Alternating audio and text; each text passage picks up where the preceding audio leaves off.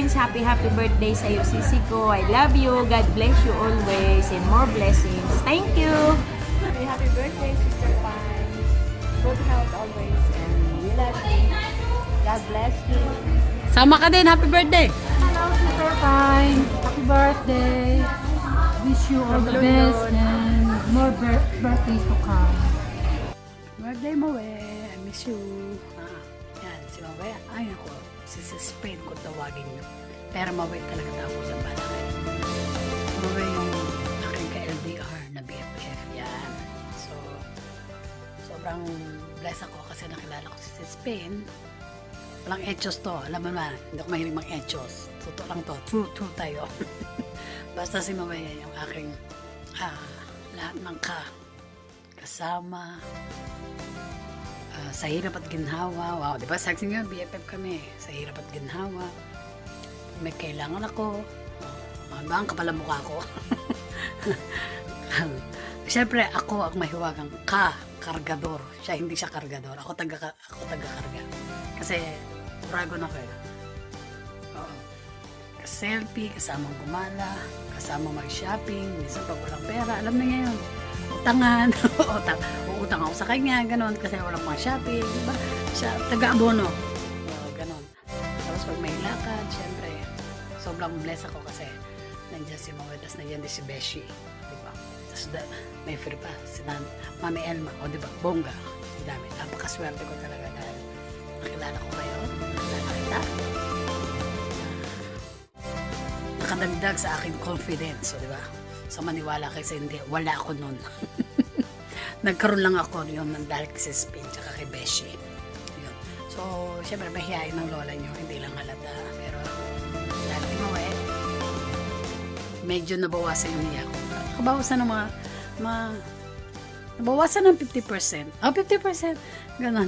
Basta, si Mawe, ano ba, kailangan ba sabihin ko pa sa inyo kung ugali niya? Kilalanin nyo na lang. Ako, ito ko pa eh.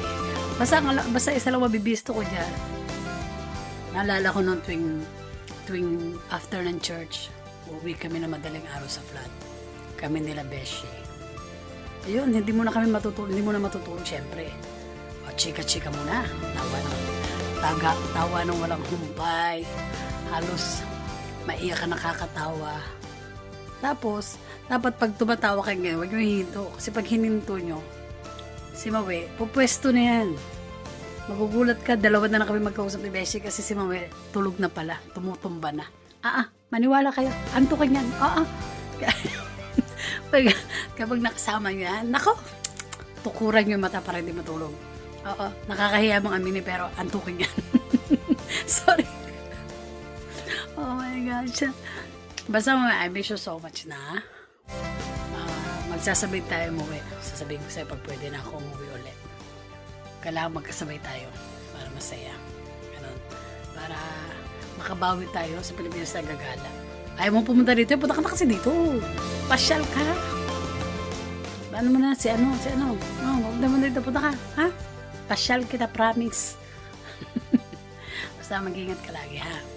Alam mo naman, di ba? Kahit na magkalayo na tayo, magka-LDR tayo, nandito pa rin naman ako. Pareho nga lang tayo, minsan walang tayong mag-usap. Kaya sagana tayo sa voice message na. Puro voice message. Voice message, text, no? Message lang sa inbox. Pero pag may video ko, bibihingan mo na namin busy ka. Tapos dito, alanganin, busy rin ako. Ulit nga nito, wala pa naman ako. Siguro pag nagkaroon ako ng trabaho, may time na ulit tayo sa isa't isa. Basta, mag-iingat ka lagi. Alam ko naman, lagi ka nag-iingat. Huwag ka masyado nagbubuhat ng bigat. Dahil wala ako dyan.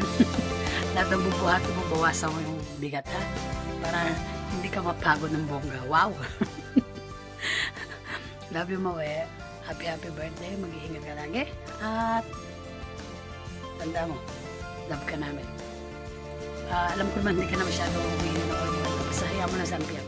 Pabayaan mo siya. Basta lagi ka lang kumanta. Tuloy-tuloy mo lang yung kanta mo. Pambawas ng stress yan. Kumanta ka lang ng kumanta. Mag-tiktok ka lang. So, yun ang gawin mo, stress reliever mo, ha? Alam mo naman, wala tayong time mag-usap. Hanap ko muna ibang, ilalabas ang mga stress mo kay MP. Okay? Ingat ulit. Bye-bye. Mama chup chup. Love you. Happy birthday. Enjoy your day.